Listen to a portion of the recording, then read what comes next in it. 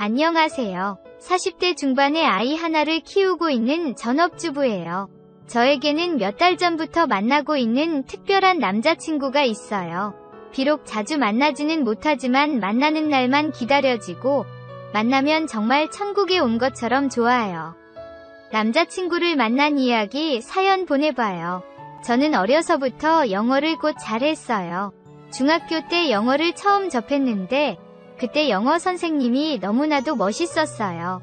20대 후반에 서울 출신의 선생님이었는데 서울 표준어 말투도 너무나도 매력적이었고 키가 많이 크지는 않았지만 자상하고 유머러스해서 짝사랑을 했어요.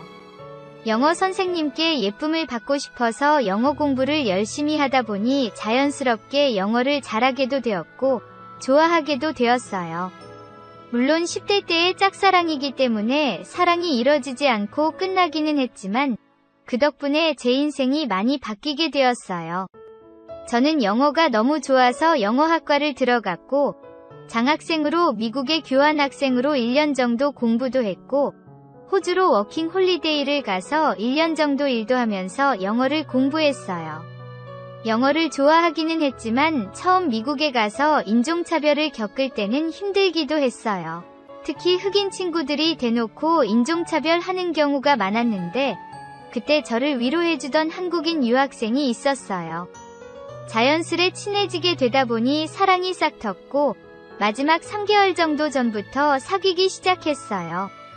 타국에 있으면서 외롭다 보니 서로에 대한 마음이 깊어졌고 저는 처음 그 남자친구에게 안기었어요. 기존까지는 혼전순결까지는 아니었지만 그래도 첫정은 결혼할 상대에게 주려고 했었어요. 하지만 남자친구의 자상함과 타국의 외로움이 더해져서 그런지 그 남자친구와 첫날 밤을 보냈어요. 남자친구는 몇 년 더 미국에 남아서 공부를 해야 하는 상황이었어요. 그래서 남은 3개월간 정말 불타는 사랑을 했어요. 수업 시간을 제외하면 남자친구와만 붙어 살았어요. 우리는 숙소, 사람이 오지 않는 공원과 야산에서 쉴 새 없이 서로를 안았어요. 제 귀국 날짜가 다가올수록 서로에 대한 사랑은 정점을 치솟았고 마지막 일주일은 숙소를 빌려서 밖에도 나오지 않고 사랑만을 나눴어요. 귀국하는 날 우리는 서로 오열하면서 아쉬워했고 연락도 자주 하면서 사랑을 이어나가기로 했어요. 처음엔 그렇게 될 줄 알았지만 사랑은 국경선을 넘기가 힘들었어요. 헤어지고 나서 몇 달 되지 않아 싸움이 빈번해졌고 그렇게 남자친구와는 이별을 했어요. 그전까지는 남자에 대한 생각이 많이 없었어요. 하지만 전 남자친구로 인해서 사랑의 맛을 한번 느끼니 남자에 대한 생각이 많이 들었어요. 그전에도 저를 좋아하는 남자들이 몇 명 있기는 했지만 딱히 사귀고 싶다는 생각이 들지는 않았어요.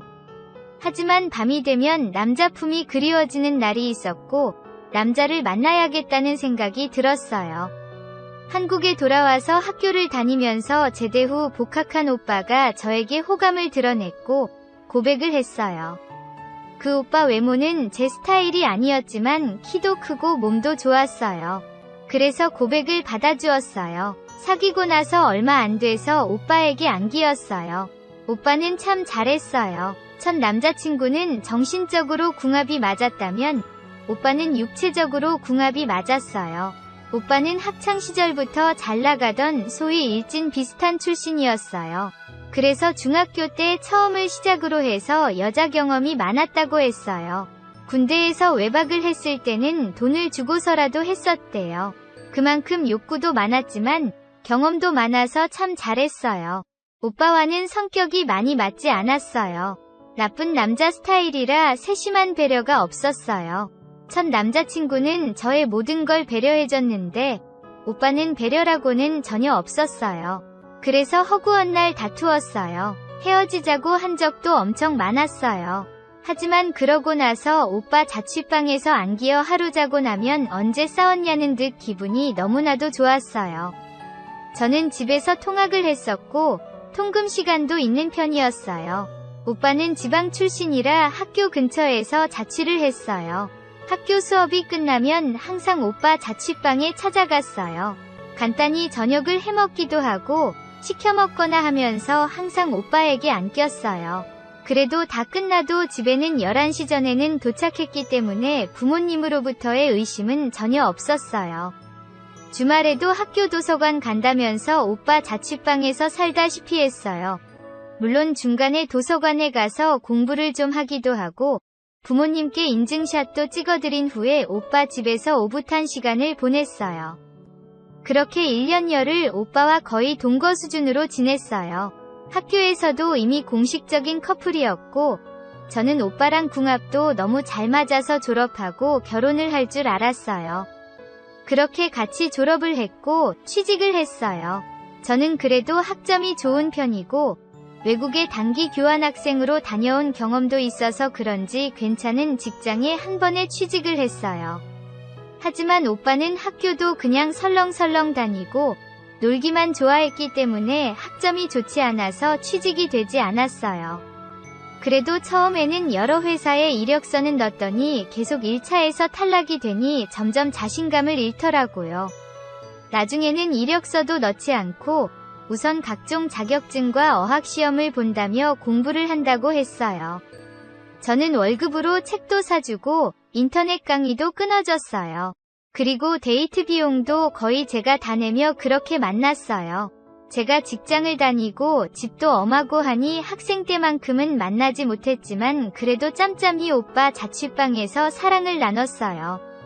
가끔씩 친구들은 너무 헌신하는 거 아니냐며 저에게 너무 돈도 몸도 막 퍼주지 말라고 했지만 오빠와의 궁합이 너무 좋다 보니 그런 소리가 전혀 귀에 들어오지 않았어요. 그렇게 수개월 오빠를 서포트해줬지만 오빠는 공부를 하는 것 같지 않았어요.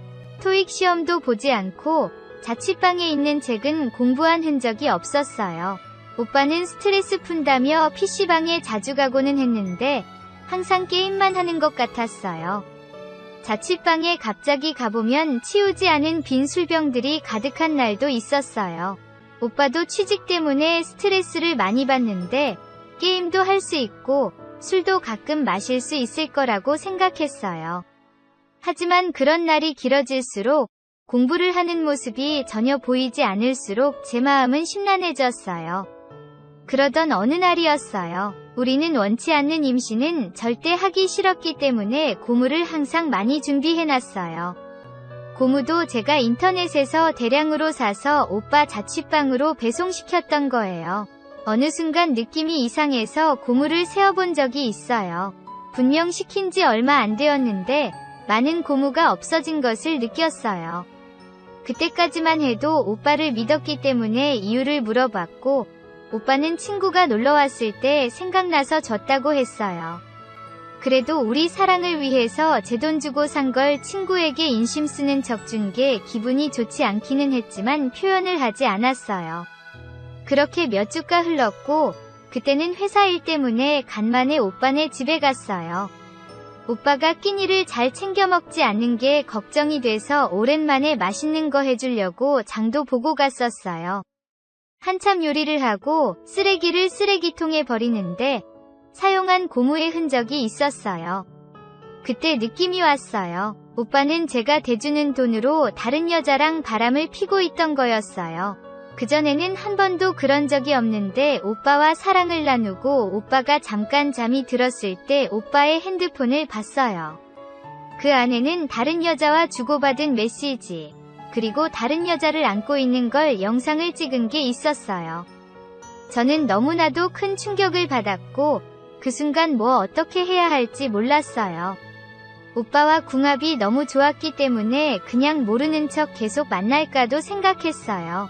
하지만 제가 준 용돈으로 그 여자에게 맛있는 걸 사준 것까지 아니 이상 더 이상 만날 수는 없었어요. 그래도 몸은 오빠를 원하고 있었어요. 아무 일 없는 듯 자고 있던 오빠를 깨우고 다시 한번 오빠를 일으켜 세우고 오빠에게 안기었어요. 그때는 정말 제 모든 걸 불태웠어요. 오빠는 정말 저를 뜨겁게 사랑해주고 다시 잠에 들었어요. 저는 옆에 누워서 한동안 숨죽여 눈물을 흘리다 조용히 집으로 돌아왔어요.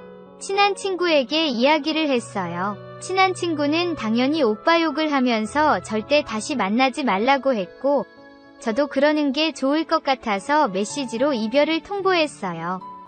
그러고 나서 몇 년간 너무나도 힘들었어요. 마음으로는, 이성으로는 다시는 오빠를 만나면 안 될 걸 알았지만 몸이 외로운 날에는 오빠 생각이 났어요. 그날 이후 오빠에게는 미안하다는 단 한 번의 연락이 오지도 않았어요. 하지만 제가 연락을 하려고 해본 적이 한두 번이 아니에요. 전화번호를 지웠지만 술만 마시면 생각이 났고 언젠가는 술에 취해 정신을 차려보니 오빠네 자취방 근처였어요. 다행히 전화를 한 적도 오빠 집에 찾아간 적도 없었지만 외로운 날에는 오빠와의 궁합이 생각이 났어요. 그렇게 몇 년이 지나는 동안 다른 남자를 만나지를 않았어요. 물론 호감을 표시한 남자들은 있었지만 제 머리와 마음속에는 오빠만 있었어요. 그러다 결혼할 나이가 되었고 엄한 부모님들도 이제는 제가 연애도 안 하는 것이 슬슬 걱정이 되었나 봐요. 아는 분들을 통해서 선자리를 알아보기 시작하셨어요. 매번 거절을 하기는 했는데 그럴수록 부모님과의 관계가 많이 안 좋아졌어요. 친구들도 하나, 둘 결혼을 해서 가정을 이루고 있었고 저도 30살을 넘기면서 이제는 슬슬 결혼을 해야 할 것 같았어요. 그러다 어느 날 어머니가 선보라며 사진을 보여줬는데 그게 지금의 남편이에요. 남편은 키도 크고 훤칠하게 생겼어요.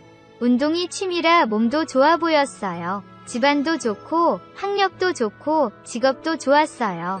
그래서 마지못한 척선을 봤어요. 남편은 정말 곱고 착한 사람이었어요. 남중, 남고, 공대 출신답게 연애를 많이 못해본 숙맥이지만 정말 착하고 예의 바랐어요.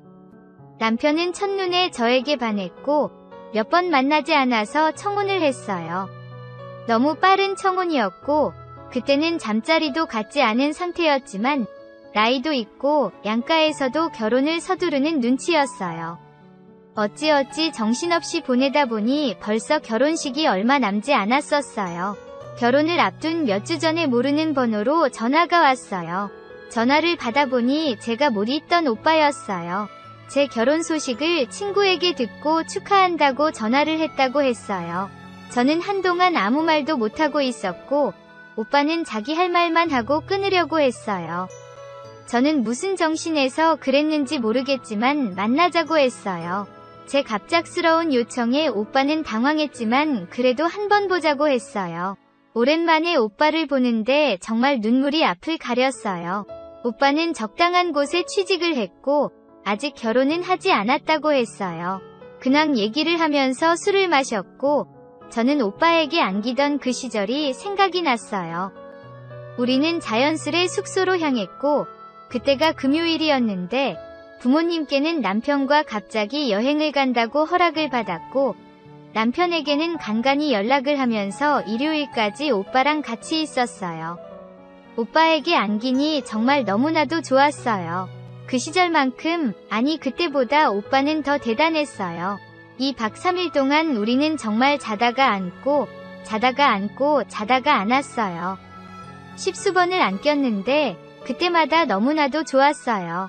일요일에 어쩔 수 없이 헤어져야 하는데 오빠와 헤어지기 싫었어요. 이렇게 헤어지고 며칠 있다가 결혼을 하게 되면 이제는 다시는 볼 수 없다는 걸 알았기 때문이었어요. 남편과 파혼을 하고 오빠랑 다시 만나고 싶었지만 현실적으로 불가능했어요. 오빠는 집안 형편도 그렇게 좋지 않고 직업도 좋지 않아서 부모님이 반대할 게 뻔했거든요. 그리고 파혼을 선언할 만큼 제가 용기가 나지 않았어요. 결혼식이 다가올수록 너무나도 슬펐고 결혼식 때 신부 입장을 할 때 한없이 울었어요. 결혼식을 올리고 신혼여행을 갔어요. 신혼여행 때 남편에게 처음 안기였어요. 남편은 키도, 덩치도 크고 몸도 좋은 체구라 기대를 첫날 밤을 많이 기대했어요. 하지만 남편은 보잘것없었어요. 겉보기와는 정말 달랐어요. 저 만나기 전에 짧게 연애를 몇 번 해봤다고 했는데 이유를 알았어요. 남편은 머리도 똑똑하고 돈도 괜찮게 벌었지만 밤에는 재능이 전혀 없었어요. 신혼여행에서는 그래도 저를 처음 아느니 그렇다고 자기 위로를 했어요. 하지만 남편은 밤마다 점점 토끼가 되어갔어요. 저는 지금도 동물 중에 토끼가 제일 싫어요. 남편은 재능은 전혀 없었지만 그래도 신혼이라 그런지 신혼여행지부터 매일 밤 저를 안아주었고 우리는 허니문 베이비가 생겼어요. 물론 처음에는 전에 만나던 오빠 아이일까 솔직히 걱정이 많이 되었어요. 결혼 전 마지막 밤을 보내면서 고무를 쓰지 않았었거든요. 하지만 아이는 다행히 남편을 똑 닮았고 혈액형도 오빠와의 사이에서 나올 수 없는 혈액형이었어요. 아이도 너무나도 사랑스러웠고 남편도 돈도 잘 벌고 집에도 잘했기 때문에 그래도 나름 행복을 느끼면서 살아가고 있었어요. 하지만 밤이 되는 게 하루하루가 싫었어요. 남편은 토끼면서도 자주 저를 안기를 바랬고 저는 별 느낌도 없이 그냥 남편의 욕구를 풀어주는 기계가 되는 것 같았어요. 낮에는 너무나도 행복했지만 밤이 되면 너무나도 불행해졌어요. 그러던 어느 날이었어요. 친구 중에 비혼인 친구가 있는데 간만에 기분 좀 내자며 같이 놀자고 했어요. 제가 자주 나가는 편은 아니었고 남편과 집에도 잘했기 때문에 남편도 제 외출을 아무 소리 없이 허락해 주었어요. 밤새 놀고 친구네 집에서 하루 자고 간다고 미리 얘기를 하고 친구를 만나러 갔어요. 친구랑 간만에 술을 마시며 놀다 보니 술이 많이 들어갔고 친구는 이럴 때 스트레스를 풀라며 저를 이태원으로 데리고 갔어요. 저는 아줌마이긴 하지만 그래도 피부가 좋아 30대 중 후반으로 보이는 나이이고 친구는 더동안이라 30대 초 중반으로 보였어요. 그래서인지 클럽에 가서 노는데 남자들이 많이들이 붙기 시작했어요. 물론 20대 후반에서 30대 초반 정도 되는 남자들이었어요. 20대 초 중반 되는 남자애들에게 우리가 눈에 들어올 일은 없었겠죠. 처음에는 남편과 아이 생각에 들이대는 남자들을 컷했는데 친구는 들이대는 남자들과 매우 즐겼어요. 중간에 술을 한 잔 마시면서 춤을 추다 보니 저도 업이 되었고 언제 이렇게 놀겠냐며 신나게 놀기 시작했어요. 그 클럽에는 외국인들도 많았는데 대부분 20대라서 그런지 우리보다는 젊은 여자애들에게 다가가더라고요. 그걸 보면서 솔직히 기분이 좋지는 않았어요. 12시가 넘고 슬슬 갈까 했는데 30대로 보이는 외국인 몇 명이 클럽에 들어왔어요. 백이였고 덩치도 좋고 키가 정말 컸어요. 3명이 들어왔는데 그중 1명은 키가 2m는 되어 보였어요. 그 3명 중 1명이 제 친구가 마음에 들었는지 제 친구에게 들이댔고 자연스레 우리는 같이 춤을 추며 즐겼어요. 그렇게 마음이 맞아서 우리는 2차를 나가기로 했고 그 일행 중 1명이 빠져줘서 우리는 4명이서 맥주를 한 잔 더 마시러 갔어요. 친구도 영어를 잘했기 때문에 우리는 의사소통에 전혀 문제가 없었고 친구는 파트너랑 중간에 자리에서 일어났고 저는 2m 위 거구 파트너와 어색하게 있다가 자연스레 그의 집으로 향했어요. 친구네서 자기로 해서 갈 숙소가 없었거든요. 그의 숙소에서 맥주 한 잔 더 하다가 자연스레 안기였어요. 남편은 185cm 키인데도 불구하고 볼품이 없었는데 그 배기는 거구답게 엄청났어요. 교환학생으로도 다녔었고 그렇게는 친하지는 않았지만 외국인 친구도 몇 명 있기는 했는데 외국인에게 안겨본 건 그때가 처음이었어요. 정말 환상적이었어요. 제가 영상을 자주 보지는 않지만 가끔씩 남편이 원해서 본 경우가 있었거든요. 그곳에 나오던 외국인들은 전문 배우라서 그렇겠구나 생각했는데 영상에서만 보던 게 현실에도 있었어요. 정말 환상적인 시간을 보냈어요. 다음날 일어나서도 한 번 안기었는데 술이 안 취하고 안기니 정말 너무 좋았어요. 남편과 결혼 전 만났던 오빠를 못 잊었던 것도 궁합 때문이었는데 그 오빠는 정말 새 발에 피었어요. 이 남자는 정말 최고의 궁합을 보여줬어요. 저는 이대로 헤어지기가 아쉬워서 연락처를 땄어요. 그리고 나서 가끔씩 만나기 시작했고 남자친구가 되었어요. 남자친구는 작은 학원에서 영어교사로 일하고 있어요. 보통 저녁에 일을 하기 때문에 낮에는 시간이 많았고 저는 전업주부이기 때문에 낮에 자주 만날 수 있었어요. 남자친구 집이 집에서 거리가 좀 되기는 했지만 낮에는 시간이 많으니 항상 남자친구 집에 제가 방문해요. 그렇게 만난 지 몇 개월 됐는데 지금도 여전히 너무나도 만족하고 있어요. 남자친구에게는 사실 여자친구가 있어요. 그 여자는 외국인 여자라고 해요. 처음 몇 번 만났을 때 남자친구가 여자친구가 있는 걸 고백하면서 더 이상 만날 수 없을 것 같다고 했어요. 게다가 제가 남편도 있고 아이도 있는 걸 알고는 저를 밀어내려고 했어요. 하지만 저는 제가 조심히 잘하면서 걸리지 않게 할 테고 여자친구 있는 거 전혀 터치 안 할 테니 저랑도 사귀자고 했어요. 남자친구도 여자친구와는 오래 사귀어서 조금 식상할 때도 있는데 저랑 궁합이 좋다며 그러자고 했어요. 그리고 서로 합의하에 마음은 주지 말고 궁합만 맞추는 사이로 지내기로 했어요. 그래서인지 우리는 언제는 열정스럽게 서로를 안고 있어요. 보통 일주일에 두 번 만나는데 남자친구를 만나는 날에는 날아갈 것 같은 기분이 들어요. 항상 최고의 만족도를 저에게 주고 있거든요. 해소되지 않았던 게 풀리다 보니 제 삶이 더 행복해졌어요. 남편이 원하는 날에는 항상 불편했는데 지금은 그것도 즐기고 있어요. 제 마음이 편해지니깐 남편에게도 많이 관대해진 것 같아요. 그동안은 전혀 해소가 되지 않아서 남편이 원망스러웠는데 지금은 남자친구에게서 다 풀고 있으니 남편의 단점도 이제는 받아들이고 있어요. 부부라는 게 궁합 이외에도 많은 것들이 중요하지만 궁합도 정말 중요하잖아요. 그동안은 궁합이 전혀 안 맞아서 너무 힘들었는데 남자친구가 풀어주는 남편과는 더 이상 문제가 될 게 전혀 없어요. 다행히 남자친구도 저와의 연애를 좋아하는 것 같고 여자친구에게도 전혀 걸리지 않을 것 같아서 우리의 관계가 당분간은 지속될 것 같아요. 저는 요즘 너무나도 행복하답니다. 대한민국 부부들 중에는 서로의 집안도 너무 잘 맞고 성격도 너무 잘 맞는데 궁합이 안 맞는 부부들이 많은 것 같아요. 제 친구들만 봐도 남편과의 궁합이 안 맞아서 이혼까지 한 친구도 있고 이혼을 생각하는 친구도 있어요. 그 친구들 말을 들어보면 다른 건 다 맞는데 궁합이 너무 안 맞으니 같이 살기가 너무나 힘들대요. 아이에게는 미안하지만 평생 이렇게는 못 살 것 같아서 이혼을 생각한대요.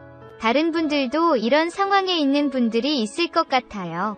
궁합은 매우 중요하지만 일부분이에요. 차라리 저처럼 애인에게서 배우자의 부족한 면은 채우면서 행복하고 단란한 결혼 생활을 유지하는 것도 하나의 방법일 것 같아요.